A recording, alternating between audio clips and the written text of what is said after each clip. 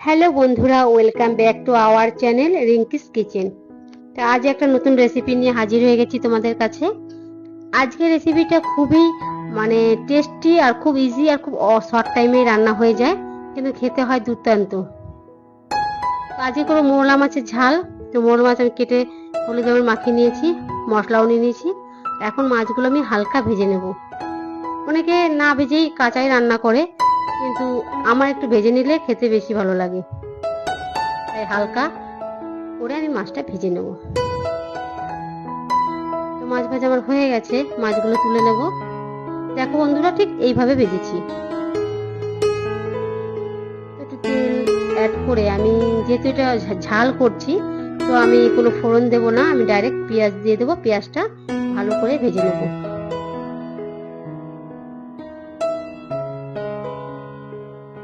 একটু লবণ দিয়ে দিলাম যাতে পেঁয়াজটা তাড়াতাড়ি করে ভাজা হয়ে যায়।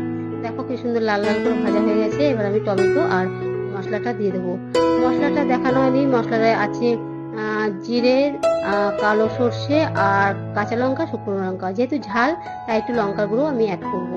তো হলুদ লঙ্কার গুঁড়ো অ্যাড করে ভালো করে এবার মশলাটা কষাতে হবে, খুব সুন্দর করে কষাতে হবে।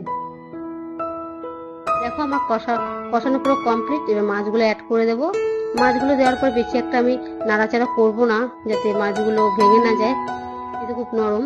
আর সামান্য আমি ওই মশলার বাটি দিয়ে একটু জল দিলাম, ব্যাস, আর বেশি জল দেব না।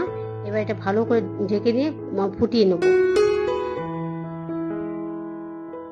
দেখো ঠিক এরকম হয়েছে। দেখো কত সুন্দর কালার আর কত সুন্দর হয়েছে। এটা খেতে খুব ভালো হয়, খুব দুর্দান্ত টেস্ট এটা হয়।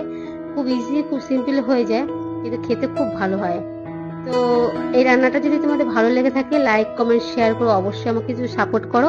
আমার রান্না তোমাদের ভালো লাগছে কিনা অবশ্যই একটু কমেন্ট করো, তাহলে আমার পরবর্তী ভিডিওগুলো করার জন্য আমি মোটিভেশন পাবো। তো তোমরা সেইভাবে সাপোর্ট করছো না, তোমাদের একটাই রিকোয়েস্ট করে একটু সাপোর্ট করো, যাতে এই চ্যানেলটাকে আমি এগিয়ে